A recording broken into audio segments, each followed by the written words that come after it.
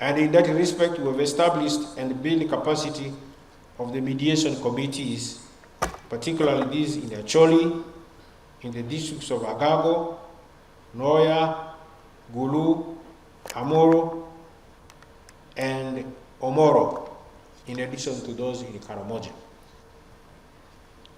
Land awareness weeknesses were conducted in Karamoja, Teso, Central Region, Southwestern, and Usoga sub-regions to sensitize the public on their land rights and other land-related issues.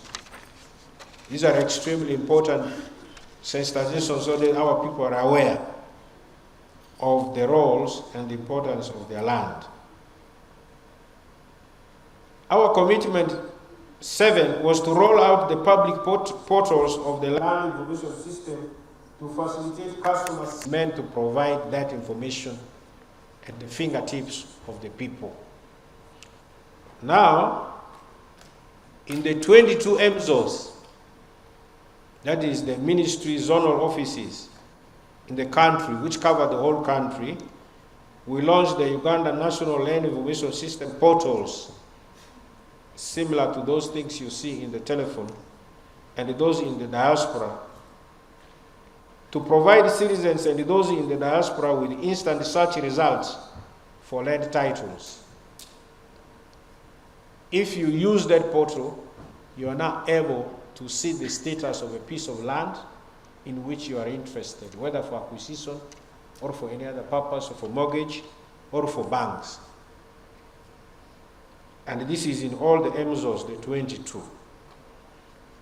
We also developed the ministry client's charter and access to information manual, making sure that the ministry relates to the people in an acceptable manner in handling land issues. We established a call center and a toll-free line which is available to all Ugandans wherever they may be.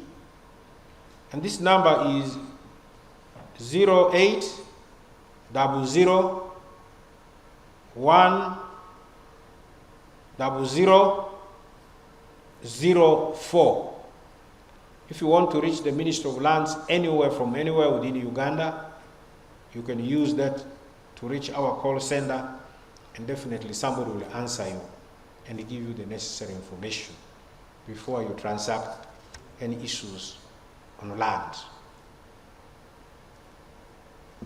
Number 4, we established a one-stop service centers at the URSB, Uganda Investment Authority, and the Hoima District Service, Land District Service Center, where the ministry services can be accessed. In other words, if you cannot use what we have already given you, and for example, in the registration of a title and so you need to use the services of URSB, you go to those centers and you will find all our services there. They will be accessed on the portal. Commitment number 8 is to integrate the land information system with other government agencies so that it does not stand alone. It becomes part of the information system in the whole country. In this respect, we have integrated the system with the NIRA,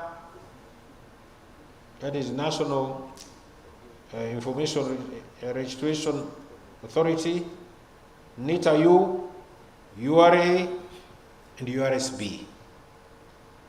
The status up to date, that information of the land information system has already been integrated with the NIRA, URA, URSB, NITAU, UNRB, and UIAE, Uganda Investment Authority.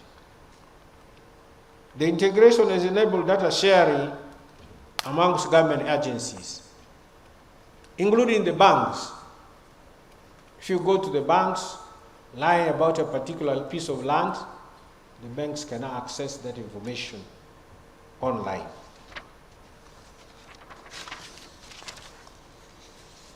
Commitment number 9 is about housing and job creation programs to sustainably raise citizens' income levels to enable them to afford decent housing.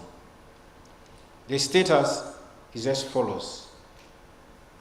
Within Kampala and particularly at Lugogo, we have organized 2 sensitization and awareness seminars on housing development and decent housing conditions.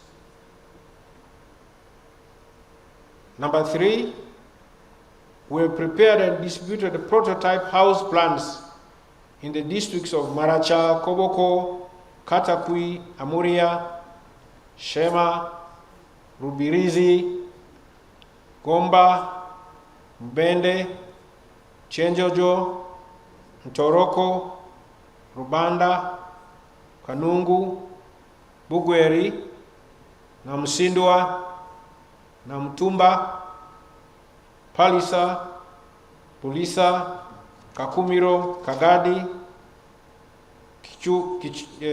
Kikube, Buvuma, Katakwi, Butebo, and Kapila beyond.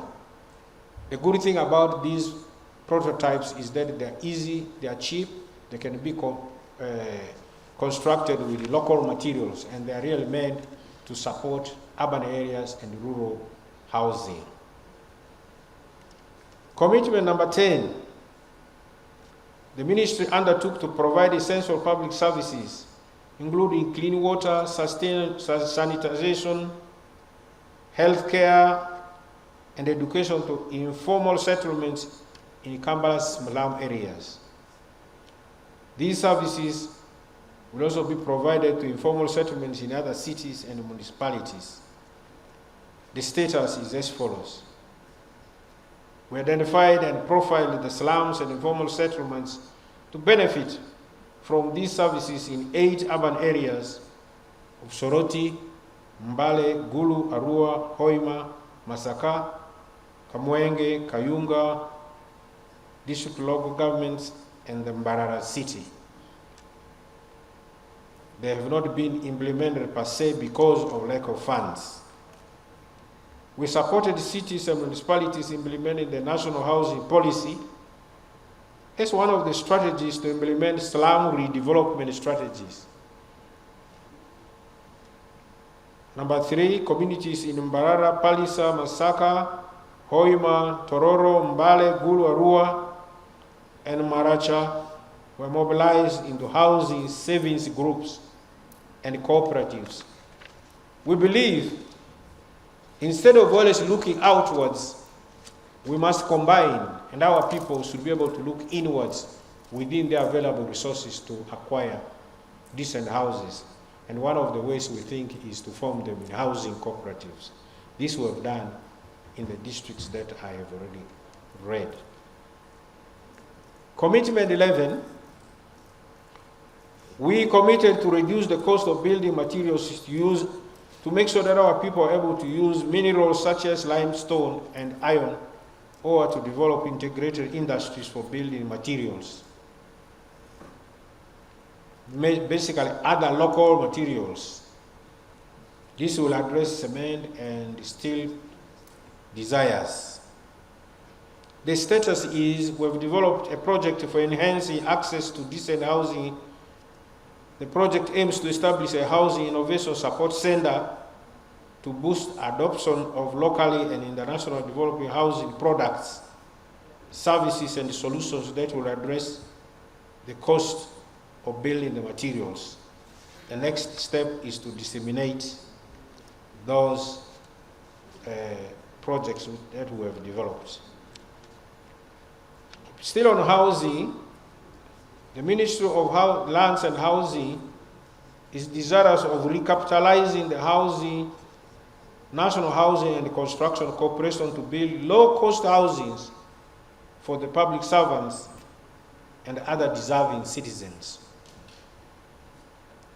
In this respect, the status is we have done the evaluation, and a capital call of 118 billion Uganda shillings is being made to the shareholders, who are the Libyan government and the government of Uganda. The government of Uganda has provided 30 billion, while 88 billion is still outstanding, and in addition, there is 118 billion outstanding from the Libyan Arab government. Commitment number 13 was to also recapitalize the Housing Finance Bank. This is a deliberate bank which was formed by government to provide housing, to enable it to expand and provide affordable mortgage finance. The status is as follows. The bank, working with the government, is in the process of establishing a line of credit to enable the bank to provide affordable mortgages that will support housing development in the country, including associated services like utilities, sanitation, waste management, etc. The country will want to know that at the moment, most people who go for mortgages are really going for commercial loans.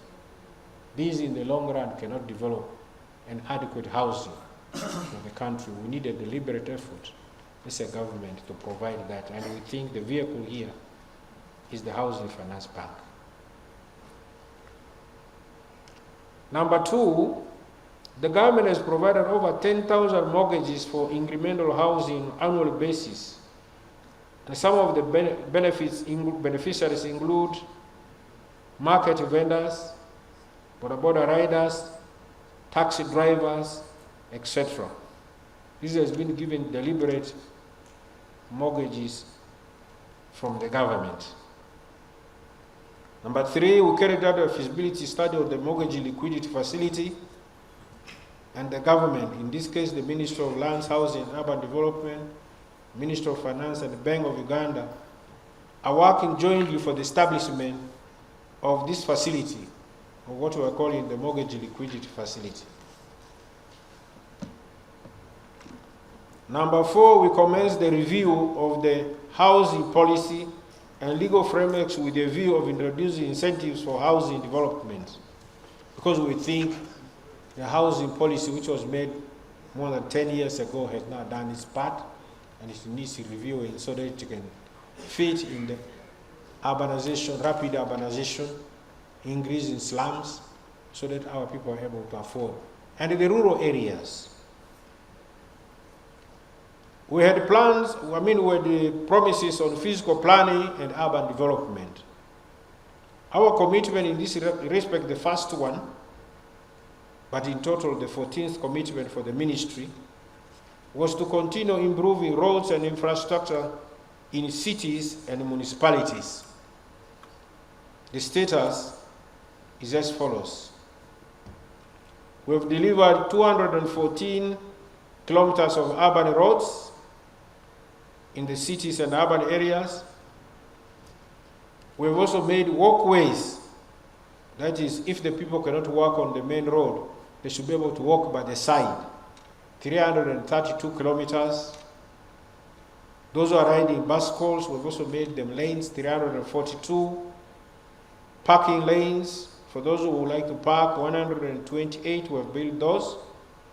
Bus bays where buses can park, 10 of them in the country. Covering line, drainages, the drainages along the roads, 535. You will note that in the past, most of our drainages are open.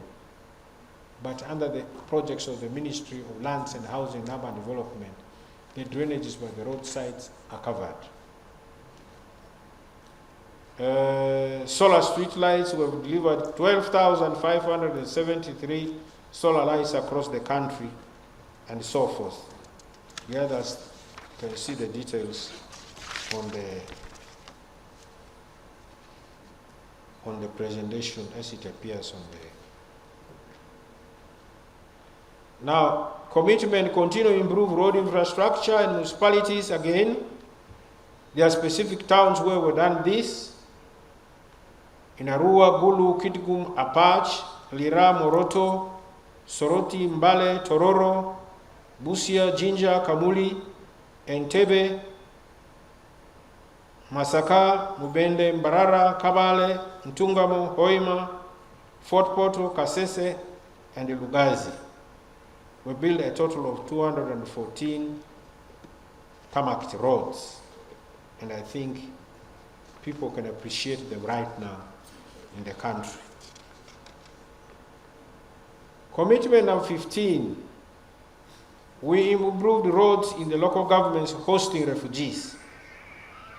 There we were able to build 408 kilometers of community access roads, which have been made motorable